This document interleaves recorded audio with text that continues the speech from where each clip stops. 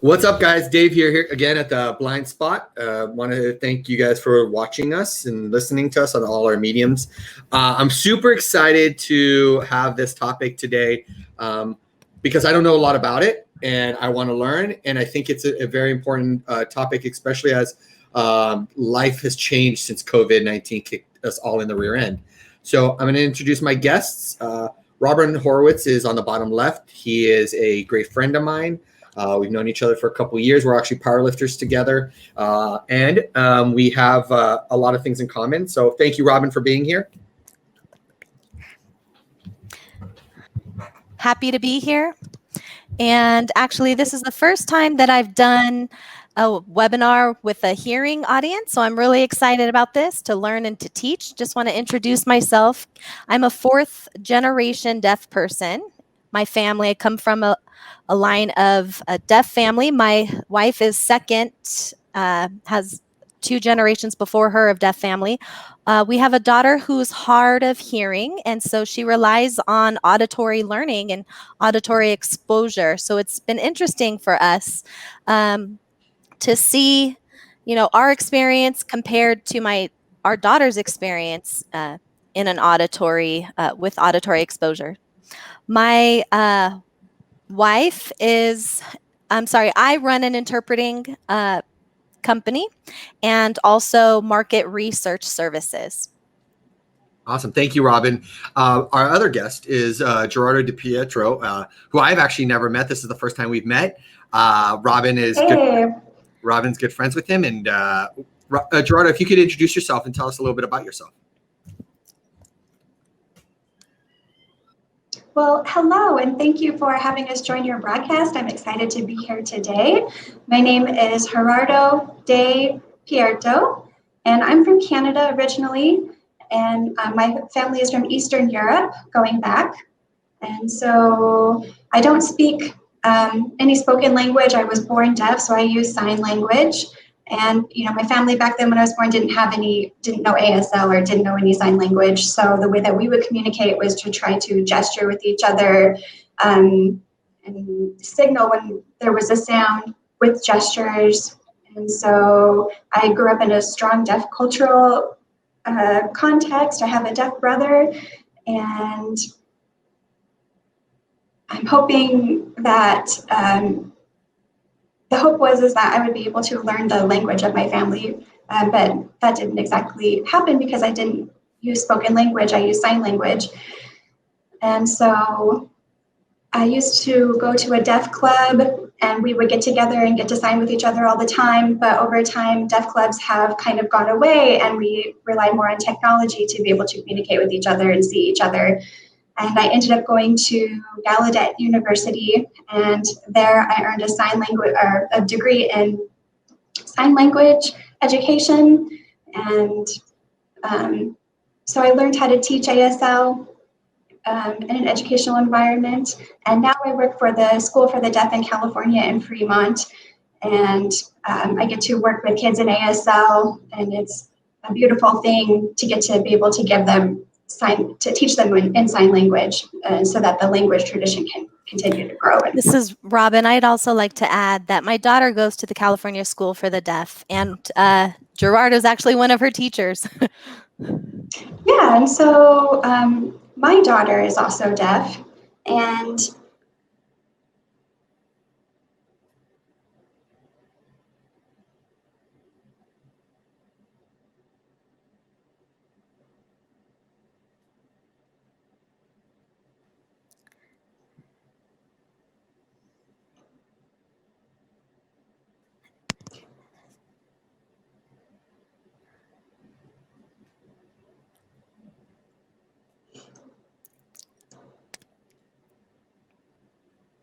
We're just going to repeat that bit. That's okay. Yeah, so I have a hearing daughter who was raised here in California, and I have a son who is hearing. So he speaks English and she signs.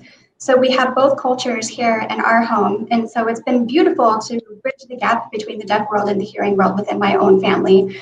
And that's our life, you know, in the home and outside of the home. And so thank you so much for having us here today and speaking with us. And I also want to add some background for you, Dave. You know, growing up, you often know the best schools in the area. If you grew up in the Bay Area, you know of maybe 2 or 3 of the best schools in your location. The deaf community, however, is totally different. Usually the best schools for the deaf are in Washington, D.C. or in the Bay Area. Some are in Austin, Texas, another in Austin, Texas. So you actually have to relocate from one town or one state to another for the benefit of your deaf child's education. So basically, you're looking for the best education in the country, and you're willing to move for that. And Dave, there's about 20,000 deaf and hard of hearing people. And so their families have no idea where good deaf schools are. And so, you know, this is a really great example of an opportunity to be able to get that information out there into the public. Yep. Well, thank you. And, you know, we have to also introduce Christina, who is obviously a ASL interpreter, and she's interpreting Robin for us. So we're really excited to have her here. Thanks, Christina, for being here with us. My pleasure. Awesome. And we have Carol, who is also an ASL interpreter. She's going to be interpreting, we're going to call him G from here on out, just to make it more fair to him, because I don't want to botch his name. So thank you, Carol, for being here. So, you know, I was really interested in this topic actually via an article that recently came out that Robin was part of. And I took some time to read it and to kind of understand or try to understand what COVID-19 has done to the community of the ASL. Again, if I'm calling it the wrong name, please correct me, because I want to make sure I'm not saying the wrong names of stuff. So You can say the deaf community. Deaf community, perfect. So I'll just go with that. So in the article, they talked about the wearing of masks.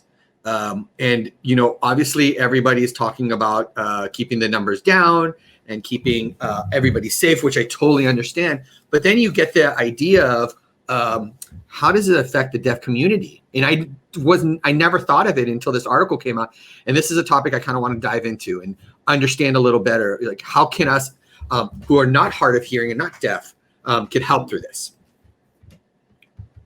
Yes, great. We actually do have a few stories, but I think it's key to tell a story first so you can really understand the issue that you're discussing. So, you know, when I go grocery shopping at Whole Foods every Friday in Dublin, right here. And when I go into the store, do my shopping, you know, when you reach the cashier, typically they'll ask if you have Amazon Prime, if you have a membership, or they may ask for your ID if you're buying alcohol. There's various things that they may ask you for.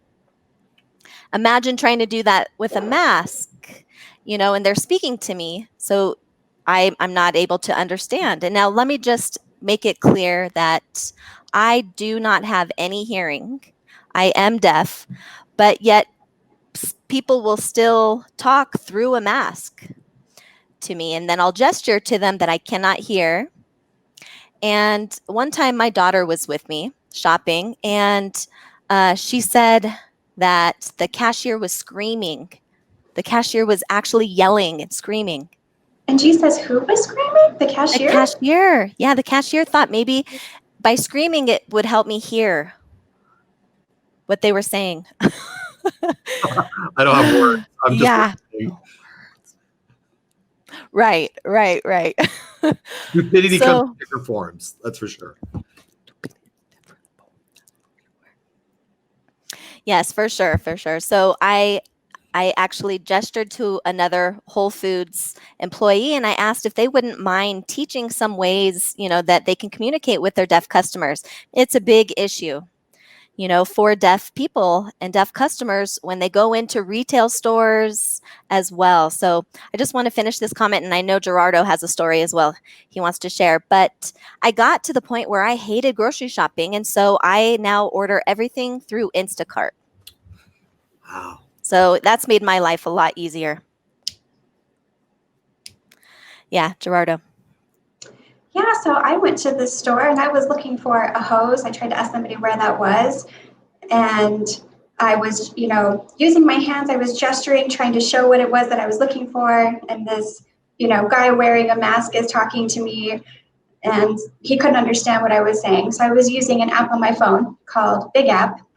And, I typed it in my phone, and the phone said the words, and the guy was like, I'm sorry, I'm not going to be able to touch that. And I was just trying to explain, you can just talk. You can talk into the phone and it'll show me what you're saying. But what's more is him wearing the mask, it just made it really, really difficult to understand what it was that he was trying to say. I couldn't tell if I was getting, if he was trying to help or was thrown off by me. I mean, have you ever experienced a person wearing a mask and they're trying to be emotive and you're trying to figure out what it is that they're showing? What kind of an emotion? It's new to me. I can tell you that personal experience. I was a police officer for many years, and we did a lot of training where we had to wear gas masks through training, and you can't hear. You have to do visual. You have to do the next topic I'll bring up, but a lot about facial expressions, because then you can understand what people are feeling during the times of training, especially when you're going through corridors and areas and you're shooting practice dummies to get an understanding of how to control a scene. But when you're looking at your partner and their face is covered up, you can't see anything. And so then you can't even see their facial expression. So we're taught to look a lot at the eyes, on people's reactions, on how big their eyes get or something like that. But still, you don't know. So one of the things that was brought up in the the article was about the mouth emphasis. Now, is it common that or is a majority of deaf people read lips or not? It depends. The answer is yes and no. Now, where I grew up in Rochester, New York, there is a mixture of people who use sign language plus a little bit of speech and lip reading. And in California, there's a heavier emphasis on using sign language solely, but there is still some mixture of people who lip read and even use speech. There's many times you have there's not an equal translation from ASL to English, right, Gerardo? Yes, so in ASL linguistics, we have different parameters. We have morphemes, we have phrasing, and so specifically with morphemes, the morphemes represent grammar, and you see this on the mouth.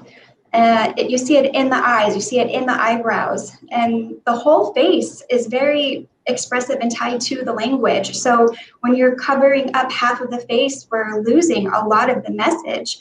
We need to be able to see the nose, we need to be able to see the mouth. We're losing so much information by covering up. We're missing basically half of the grammar. And so if you're trying to signal, oh, this guy over here needs help, the way we show this on our mouths has meaning. So we're losing that meaning. With different words, like the word dog, this is the sign for dog.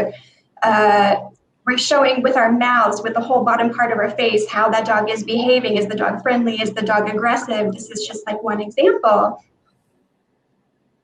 Right. So the answer is we do depend heavily on the movement of mouths for, confirmation, for understanding, pieces of the grammar. So there are various individuals who can lip read English, though.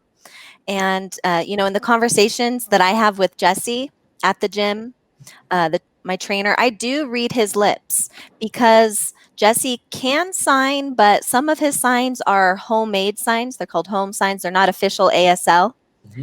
So I have to often read his lips at the same time. So let me give you an example. If he was to say, I love this, he's signing, I love this. He would instead sign, this is the sign for I love you and not to love something.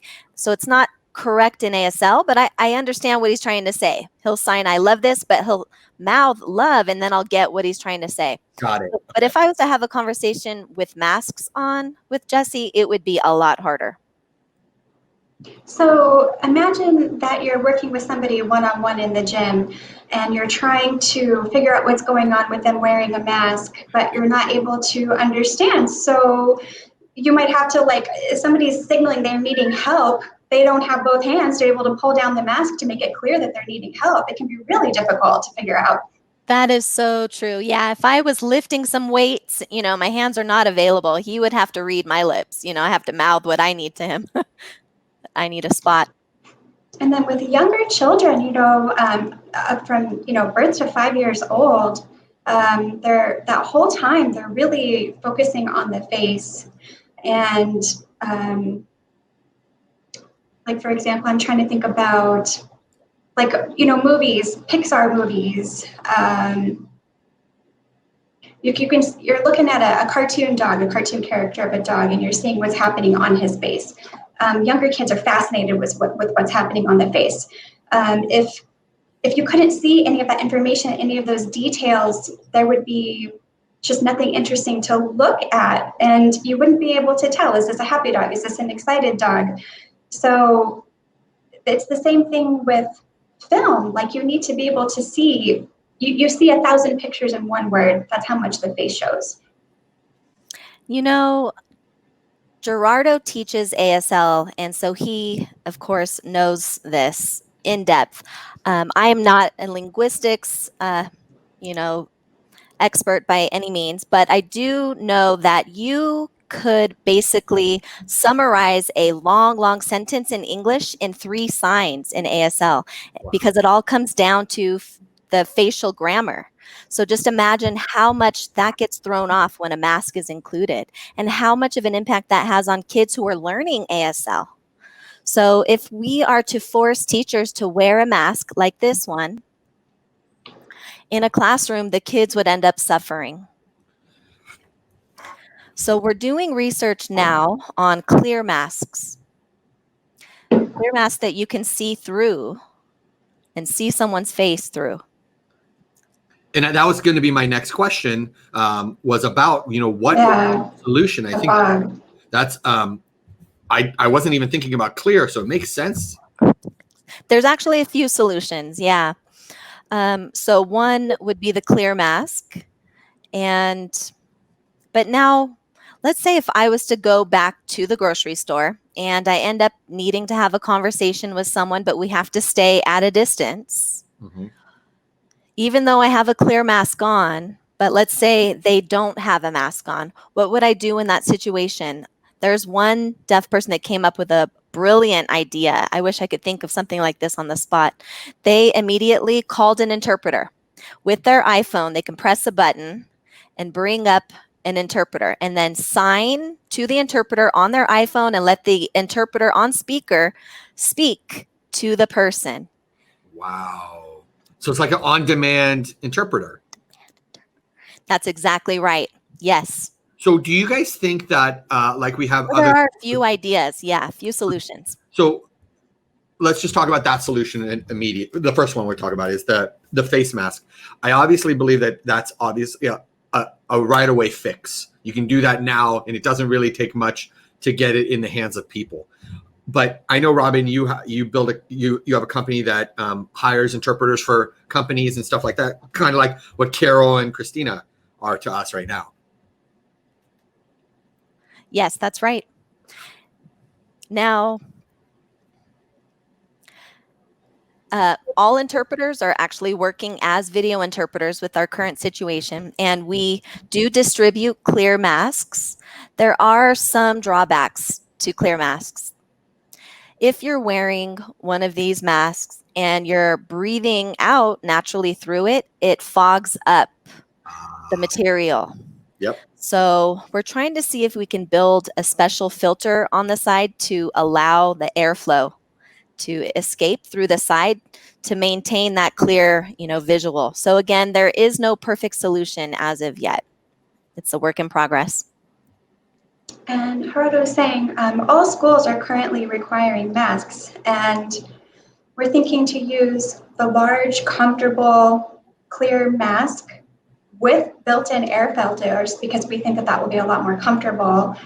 And you remember this one, I'm wondering, if we'll be able to sanitize it and reuse it again. Is it going to last? Is it going to hold up? Is it going to be effective? These are questions that we still have. And it's really important to be able to see through. And then, I mean, what else are we going to do? Are we going to like basically kind of put bubbles all over us as well, like in the movies? You know, I did see an Instagram post actually that had a person in a gym. There were various pods and they had basically like walls. They were fully enclosed. I thought that that was funny. You reminded me of that. And I've seen too at the stores, you know, in front of the cashier, you know, just a plastic window that's hanging up in front, which is great. And it made me think, you know, well, in the classroom, we have deaf students, ASL students, and, you know, the way that we signal each other in sign language is we tend to tap on the shoulder. So how's that going to work if we're trying to tap on a piece of plastic that's separating us? How are we going to get the attention of our neighbors if we're, you know, enclosed in these different plastic situations? I mean, it's just going to be, it's going to be tough. It's going to be a big rethink for how we can situate our classrooms. Some students, you know, want that open space. Yeah, you know, I can give you some statistics. There's 500,000 deaf people in the US, 47 million hard of hearing people. So if COVID-19 continues for a while longer, you know, we're going to have to find a way to, you know, work through this. That means clear masks could be a quick solution. Basically, if you have, you know, if there's someone in your audience that's listening now and wants to take this on as a startup idea, I encourage you, you know, let's take it on and try to make it work. And Geraldo saying, you know, I'm curious, I'm wondering with the audience, how do you guys feel when you're wearing masks and meeting somebody for the first time? I'm wondering how this changes your communication. I mean, do you feel like you're losing something? Is something getting lost between everybody wearing masks? Well, I can speak for myself. You know, I'm not going to speak for the whole audience that's watching this, but G, the one thing that I caught on to you right away was your facial expressions. And to me, that highlights a conversation. For me, I come from a Middle Eastern family. I'm Israeli, and we're loud. We move our hands, and you see the facial expression. So once the mask came around, I just felt like there's not that. I don't want to say intimacy in a conversation, but more of like I didn't feel like it was real because I couldn't see how their jaw lines, and you only see their eyes. And I could read. I'm pretty good at reading somebody's eyes and determining whether they're it's a good comment or a bad comment, even if I can't hear them, just through my training. But it lost that connection in a conversation. And so the idea, G, that kind of popped into my head, kind of what you guys are doing right here is there a way for the kids, because I'm a big fan of kids, so anything we can do to help the kids. Is there a way to do it temporarily where you are teaching them, maybe not specifically sitting in the same room, but being able to do what you're doing with me and signing, so that there's the safety level, they're not around, and now they can see your facial expressions and stuff like that. And I don't know if that would work for students, and do we put webcams on every student's desk, you know, that kind of thing, to be able to have these kind of conversations like a Zoom meeting, but they're in school. Right. You know, Gerardo would be a better person to answer this, but I could answer it as a parent from my parent perspective. My daughter, Sosie, has really struggled, and I'm not 100% sure why. It could be that the teacher through this distance learning is just teaching, and there's not that normal physical interaction and physical gesturing that is normal in the classroom. And so my daughter just, you know, becomes distracted. Usually she is very interested in anyone who's very animated. And so that's a big miss related to my daughter. And so I'm just wondering, Gerardo, what's your experience? Yeah, so the screen here, what we're using right now, it's 2D. So we're losing all of the 3D and 4D qualities. The movement, the visual information in the room, now we're just limited to this 2D platform. So, and we're still having technological issues with Zoom. During a meeting or during a classroom, things can freeze, and then an entire phrase or more can get lost. And then all of a sudden the focus becomes the freeze and not what was happening. And I mean, I see this happening within large companies as well. There's just constant issues, even with people who have high quality internet, having their calls freeze. So is the technology like completely there to support this? I would say not quite yet. Okay. With sign language, it's better in person, face to face. It is a 4D language that we're trying to teach through a 2D platform. There's just a lot of frustration. It doesn't completely work. And so we're trying to figure out how we can improve this for the future. Maybe something like a hologram, you know, like out of Star Wars, where you can see a 3D, 4D image in there in the room with you signing. That could be something. Okay, I do want to add one more thing to that. There are some students at the deaf school who cannot afford internet. They don't have internet access in their homes. Okay. So, you know, you have to think about that. And I've asked students to, you know, join Zoom, and there are some people who say, well, I'm not able to because we don't have internet. So that is one challenge within our community. That may become a state issue. Hopefully the state can figure out how to allocate funds to support, you know, internet access. And Gerardo was saying, I'm going to talk a little bit about language deprivation. So there's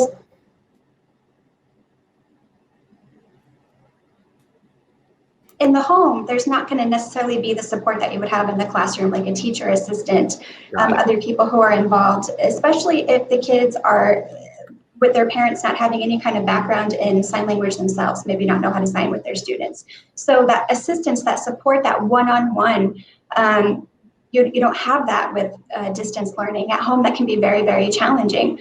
So same thing, now we're going to add a mask on top of that with kids, you know, 1 to 5 years old. Basically what you end up with is complete language deprivation.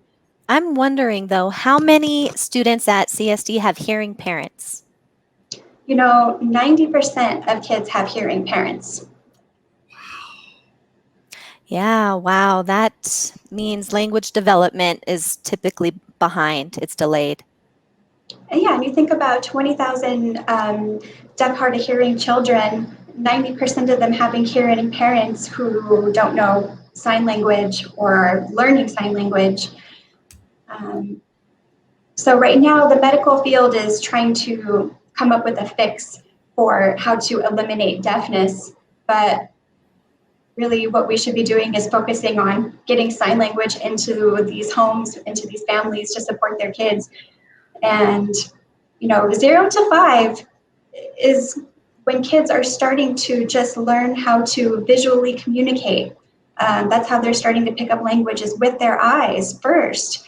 And so they don't pick up speech until later, not until they're about 3, between 3 and 5. So we encourage everybody to access visual languages like sign languages at a very young age. Wow.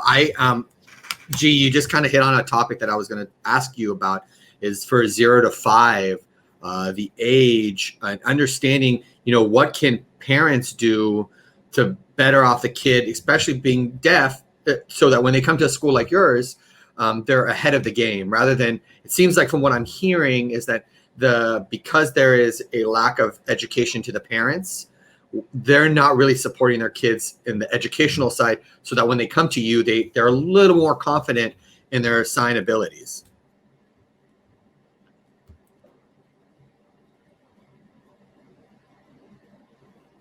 Yeah, so CSD has a really great family outreach program.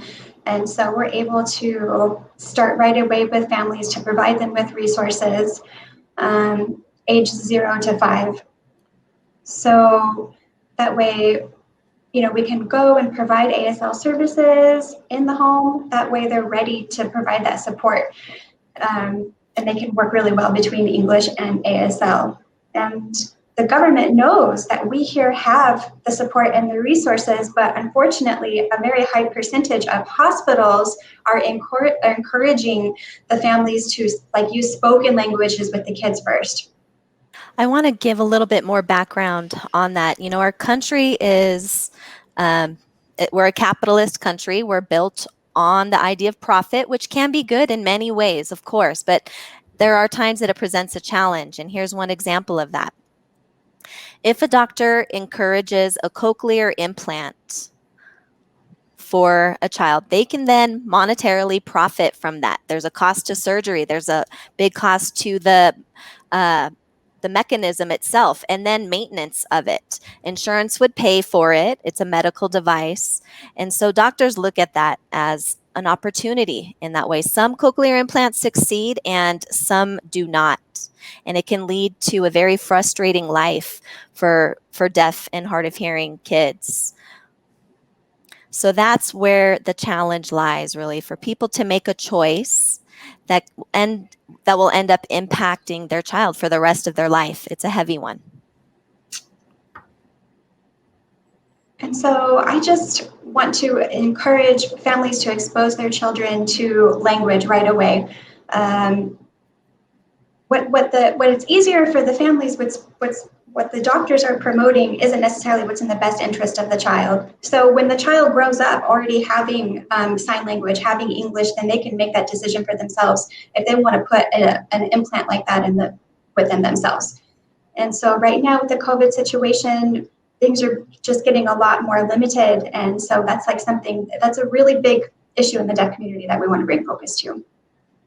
You know, an interesting fact is that regardless of hearing or deaf status, the best way to teach communication to a child 0 to 5 is through sign language. You see a lot of hearing people teaching their children baby signs, basic words, because they can sign before they're able to speak. And I just had a thought too, with Robin's wife, Maureen. Picture her with her 2 kids, her 2 babies, right? Or do you want to explain this, Robin? No, I'll let you. So they have 2 babies. The babies are the same. The faces are the same. Everything's the same. And then all of a sudden there's an issue. One of them is deaf and one of them is hearing. One is getting exposure and the other one is not to language.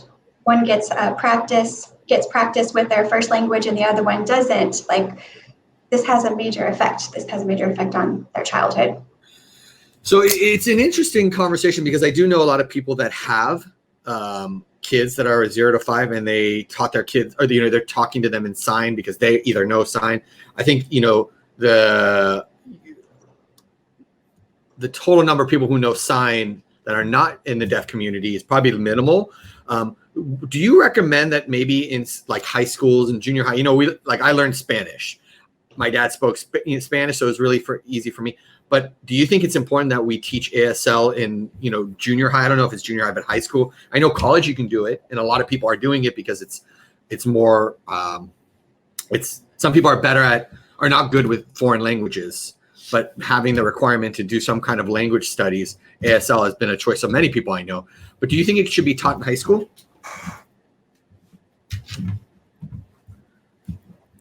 I'll let Gerardo answer first, and then I'll talk about an economic perspective. And my answer would be, why not have everybody learn sign language? Martha's Vineyard. So in Martha's Vineyard, sign language is basically universal. Everybody signs at one point there from 0 to 99. Everybody had access to sign language. And, it was beautiful. I really encourage everybody to learn sign language, all ages. And I think that, we need to get ASL out there for sure in the community. And the deaf community also needs more investment. 20,000 young people in this area, there's a lot of a need. Okay, now I want to present some information from an economic perspective. You have 500,000 deaf people, and we have about 15,000 certified interpreters. It's still not enough. There's a major mismatch there, right? And so we're lacking interpreters. So there is, an opportunity there. They get paid an average of about $60 an hour. Now, with more experience, more qualifications, that number can go up. Now, with 47 million hard of hearing people, there's only 400 certified captionists who type captions. So there's a huge job opportunity there as well. You may have deaf professionals who are engineers or, run the gamut of careers who need captioning for meetings and various situations. So there's a huge economic gain and benefit there. If people were to go ahead and learn ASL or to become a captioner, there is huge profit to be made there for sure. And, thanks to George Veditz.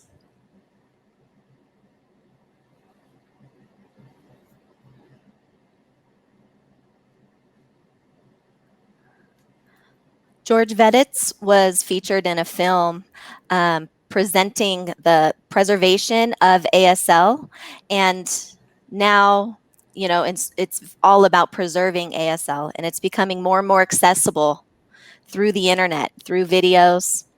So really, thankfully, there's a lot more information in sign language that's being presented through the internet, thanks to the crisis we're going through, coronavirus. I think we are the 5th most populous language in the United States. Oh. Robin's saying, actually, in 2 weeks, there's going to be a virtual conference, and there's a different format. Actually, I'm really excited about this. With COVID-19, we are connecting with other people on an international level, and now this virtual conference is going to be an international one, which will have international sign language, and it'll have international sign language interpreters communicating with deaf people from all over the world, from different countries. So I really feel like COVID-19 has forced us to engage and connect with other deaf people around the world at this time. So there are some benefits that have to be acknowledged as well. That's interesting, because actually, Robin, that was going to be something I was going to ask about.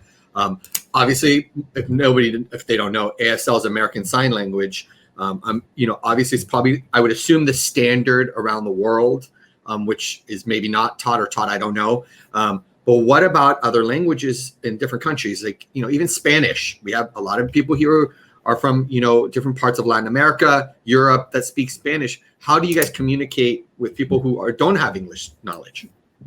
That's true. Right. So each country has its own sign language. Yeah.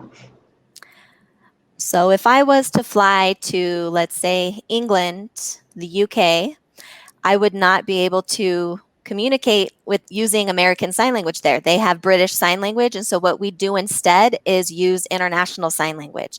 And it's the easiest way to communicate.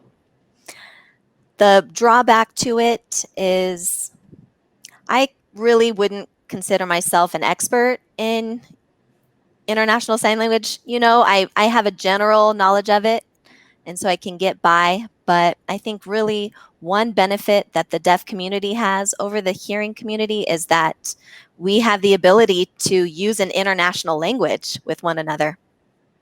And so with the World Federation of the Deaf Conference that happened in Australia, I was really nervous when I showed up, but then I realized, okay, I can gesture, I can use bits of International Sign Language. And so we were able to connect and share with each other. There were over 70 countries that were there representing their languages. Australia has their own language. France has their own language. Canada has their own sign languages. Theirs is called LSQ. And they have, Quebec Sign Language. And even here within the United States, ASL has many, many, many different regional dialects within the country. It's just like having an accent. Folks from the South have an accent, have a style of speaking. Our hands can have an accent as well, depending on where we are at in the country. I mean, I'll tell you, I just got knowledge bombed. And I don't know if you know what that saying is, when you learn something that you've never heard. I'm kind of like, I never knew there was an International Sign Language. So that's pretty cool. So I think there's a lot of good information that we're putting out here. Just for a second, so off topic, if you guys look in your private chat, I put a link for you to be able to see the pods that Robin was looking at. It should be on the right-hand side. You should see something that says private chat. You could click on the link, and it's basically the pods for the gym.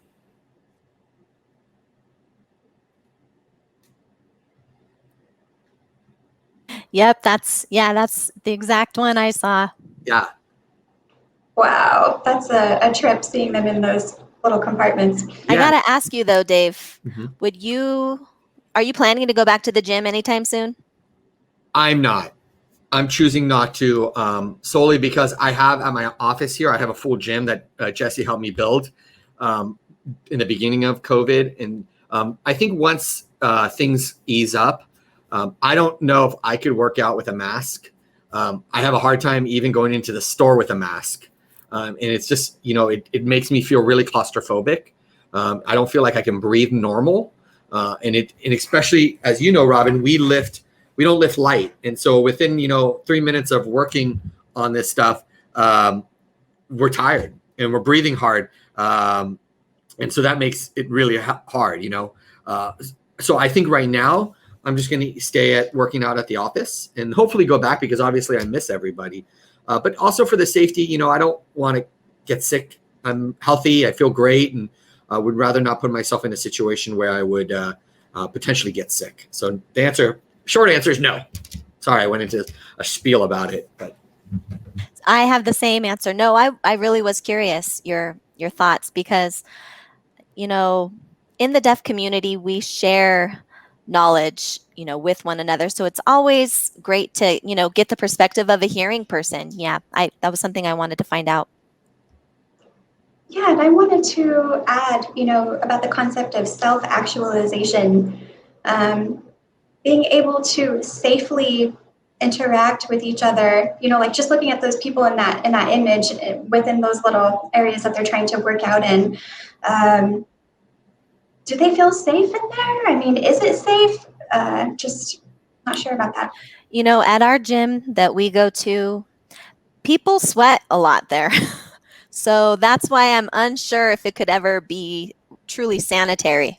Even though we know, our gym coach is really good at sanitation. He would make sure that it is clean and sanitized. But I'm not sure if I would even enjoy working out in a situation like that. I would feel rushed to go home. So, I'm still unsure. Yeah. And most gyms are limiting the number of people and the number of time that people are at the gym. And so it's really hard. I apologize. I didn't mean to interrupt you, G. It's all good. But what I found to just even looking at that picture, and I'll post the picture on the links, comments below, that I like to walk around. I like to catch my breath. I don't want to be stuck in a bubble. I'm just not that kind of person. I leave the house every morning from the day COVID came, and I come to my office in my warehouse so I could just walk around. And so to lock me in a bubble like that, to say that it would be sanitized, I don't know. I think that, they would have to make sure they spray the walls down after they're done, give time for that to dry. They would also, I would think, have to check the temperature of the people coming into the gym. And this leads me into another topic, which is my industry. And I'm not sure if you guys know, but I run a worldwide limousine company. It's an executive transportation company. So we provide car services around the world in 700 cities. And we've all come to this, understanding of COVID-19, the mask. But off that topic, talking to Robin a little bit and kind of just diving into participating in the ASL community, I threw ideas to him. How can we take a bunch of kids during these times and take them, into the city and give them a city tour with an interpreter so they could get an experience and feel, as normal as possible. I would assume those that are in the deaf community at a younger age have a more difficult time adapting to speaking kids. I think, again, I'm making an assumption, so correct me if I'm wrong.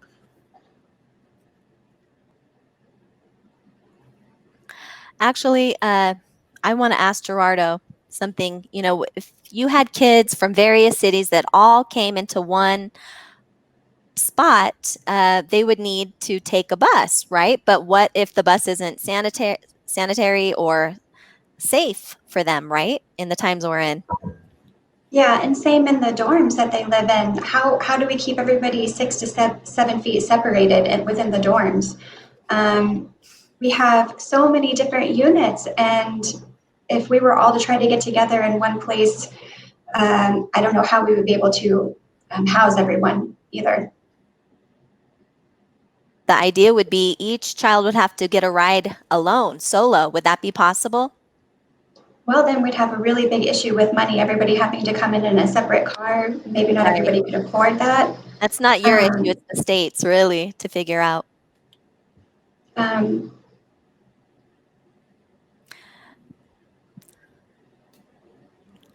So with the local education agency, LEA, they were trying to say, oh, it's on CSD, the California School for the Deaf, to cover the cost, and the school feels the exact opposite. So everybody's trying to figure out who's going to pay for the masks, who's going to pay for the transportation fees, and it just kind of goes back and forth. But I do like your suggestion, Dave. The suggestion is, you know, for your transportation company to possibly provide this transportation for kids. It's a great idea, but again, yeah, you'd have to work through the state to provide those services for sure, but it's a great idea. Well, I think it's important, you know. Yeah, we would have to do background checks. We would have to make sure the chaperones were safe. There would be a bit of pre-work that would have to go into that. But if everybody had a clear mask or their own little pod, that could be really fun. I know there's various types of cars. They're not all limos, right? You have some smaller cars, you have Teslas, even, yeah, just to get the correct picture. And Gerardo, I've got a question that just popped up. I'm wondering if it's safe, like what kind of purification or cleaning that you guys do, you know, within the cars. I know they're doing some things like that on airplanes, but is it like a hospital grade sanitation process that you're using in the cars that you have?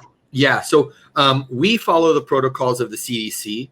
We've just felt that that was the best thing for us to do. So every vehicle we have, so like Robin said, we have vehicles that are sedans all the way to big buses, like motor coaches that hold up to 56 people. So we have a wide variety in between that. The minute COVID hit, we got shut down. And that was the moment that I started thinking about, okay, how are we going to sanitize the cars? Because clients were still coming. We were shut down here, but we're considered essential workers because we move people from one place to another. So right away, my staff, I have a gentleman here who's my fleet manager. We started researching what can be used right now because we didn't know at the time how to really combat the virus per se. So we did the basic sanitization, you know, Lysol wipes with steam after to really kill and disinfect every car after every trip. And then we started thinking, you know, bigger. You know, we have these big vehicles that hold, you know, anywhere between 28 and 56 people. And so what we did was start to talk to manufacturers. A lot of our buses are designed by a company called Gretsch Motors, which is down in Riverside. And we asked them, okay, what can we do with the filtration system? We could pump air conditioning in. Why can't we pump with the air conditioning, have some kind of sanitization that we could, you know, push, you know, once in a while or all the time even. The mixture that we found was we do have it through all of our vehicles pump out some kind of spray that's not water-based. So you don't really feel it even if you're standing on it. You're standing in the vehicle. So we turn on the air conditioning. We have a little switch and it kicks out into the air conditioning and it pushes out to the vehicle when it's obviously empty. And then what we do is we wait, we let it dry, and then we turn off the switch and have it pump out again. Those are things that we're looking into to see whether or not those are the right thing to do. We move our vehicles on a normal day, could run 8 hours a day. And what we've realized is that when it comes to groups and people, we're not going to do jobs in between like we used to. If you're going to take one of our big buses, it's going to be with you the whole day. So you don't have to worry. You don't have to be concerned about who gets in the car after you. And we have cleaning supplies that the drivers will do after, say the kids got off the bus. We wipe down every seat, wipe all the surfaces. And then when they're back on the bus, it's clean and they're ready to go. And so, because you never know, you know, kids are different. We've found that kids like to sit in the same spot they were before, but adults don't do that. Adults like to sit, you know, first come, first serve type thing.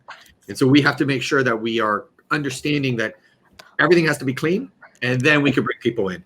We're also going to implement, the drivers are going to have to do temperature checks on our larger vehicles. It's a little machine. Again, my drivers are not doctors. If they were doctors, they wouldn't be drivers. So it's really simple. So you tell them, hey, check the temperature, make sure it's not over the CDC level of, I think, 98.7 or something like that. I'll have to double check. Don't count on me on that. But we've had to implement this. On top of that, we're also diving into private aviation, which are private jets. And that's even a different realm because, a plane that goes from Los Angeles to New York, we want that plane coming back to LA with people on it. So we may have 30 minutes to an hour to clean that plane off. And, we cater to a very rich clientele and they expect us to keep them safe, their family safe. So we're still trying to figure out what the right process to do this. Obviously, keeping the vehicles clean is the priority for us.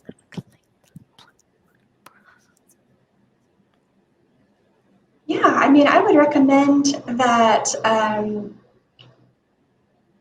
The filtration. filtration would be priority number one. So I made a lot of different calls myself. I have my own air filter and a purifier as well. And a pool filter.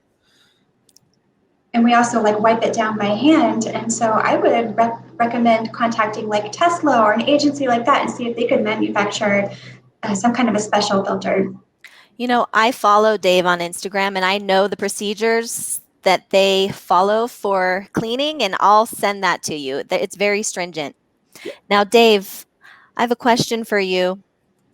From my outside perspective, if someone was to hire a car, usually it's because they're going to the airport, but what other reasons during COVID-19 are people hiring you for transportation? What are some other reasons other than going to the airport?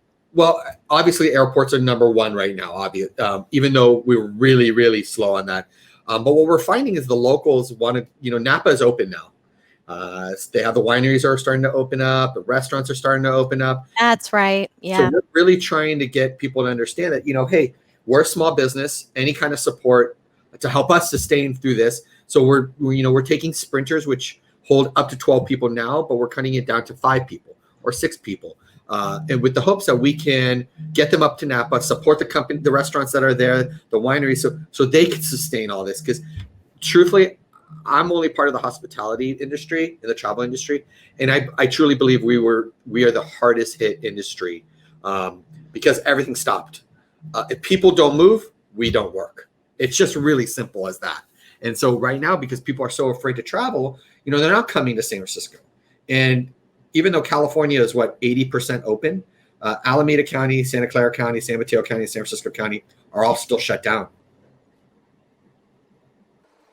We're really trying to get people outside of the house, with a small group, either going to, maybe even Yosemite, go, take day trips somewhere, go take pictures, to be outside. I think that one of the things that I feel, and this is just my personal, I think our immune systems are completely shot for being locked up inside the house and not really getting to get the fresh air. And yes, is there a risk? Yes, I understand. But the reality is that if you don't build immunity to the risk, we're all going to be sitting at home for the next 6 months to a year until, they decide that, a virus, an antidote will fix the problem. And we can't. I mean, society can't be like that. We're all creatures of moving. We want to communicate with people. We want to see people. And it just brings on to, other things of depression, anxiety, feeling alone. And those are the things.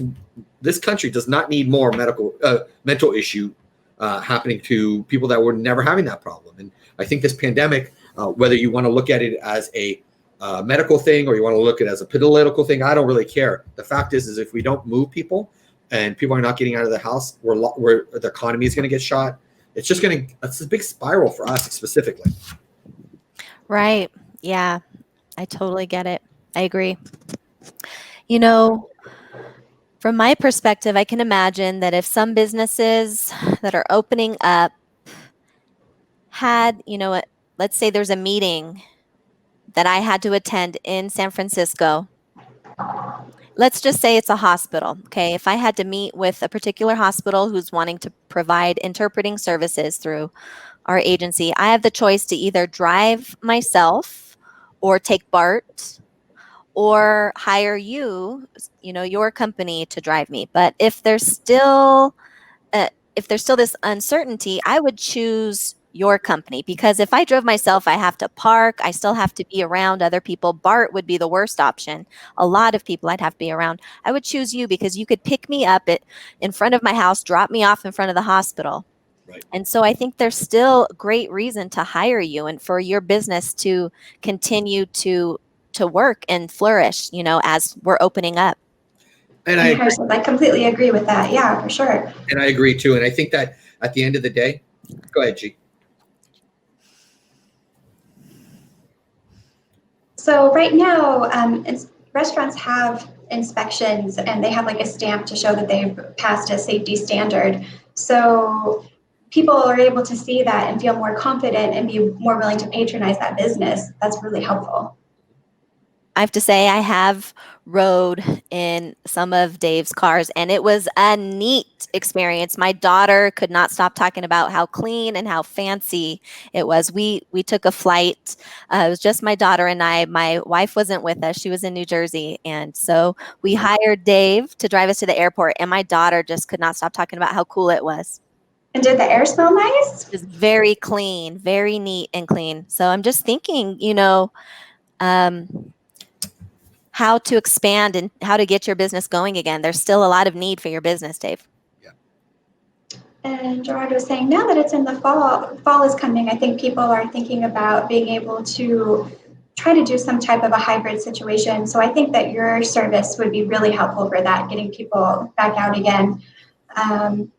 One concern I have with schools in particular is, are we going to have the right type of air filtration systems, like the kind of quality that they have in a hospital, or like what you're using in your cars right now? I'm just not sure the schools are up to par yet.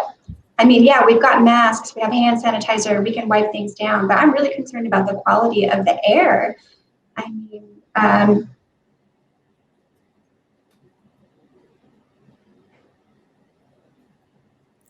so we have 5 senses, right? So one is being lost. What do you think that one of those might be? We've just lost the ability to hear, right? Out of all of the 5, we're losing 1. So we still have sight. That's like really strong, top sense for us. Then we have the ability to smell. So I'm really concerned with the schools in particular. Is this going to be a safe place for us? Yeah, I think we are obviously in a new normal. We're still growing and learning from the situation. Hopefully, the FDA will come out with some kind of vaccine that's going to resolve this sooner than later, because I truly believe that until there's not a vaccine, businesses won't flourish like they're supposed to. Well, I will say one thing. The stock market, the markets are always predicting what happens 6 months from now. So if we truly believe that everything is just, going to basically crash, then the markets should be lower than where they are now.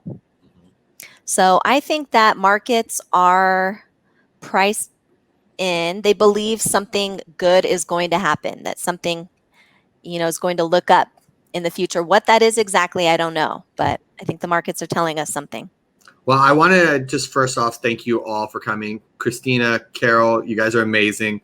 For anybody who's watching, these 2 interpreters, it was great to see you guys work kind of in tandem, because I bet there are different, languages and stuff like that in the ASL that maybe some words you didn't catch on, and it's just nice to watch you guys work as a team. G, Robin, I really thank you guys for taking the time to come talk to us. I think there's a lot of education that we can do on our end for the hearing community, and so that we could partner up with the deaf community to be ambassadors and helping grow what's needed to be, more accommodating. And I think that's something we all had to kind of learn through COVID-19, is how do we accommodate each other and make people feel one, not separated during these hard times. Yes. And I want to show my appreciation of you allowing us to spotlight our community and issues in our community. Thank you for the opportunity. Yeah. Yes, thank you so much for inviting us and having us be a part of your conversation. And I'm really looking forward to meeting you in person soon. For sure. Thank you guys very much. Thank you for the interpreters. Thank you guys. And I hope you guys all have a wonderful day. Stay healthy. And I'll send you guys a note to how to find this when it gets posted. Again, everybody, thanks for watching The Blind Spot. Thank you, G, Robin, Carol, and Christina. You guys are amazing. And I hope you guys have a wonderful day.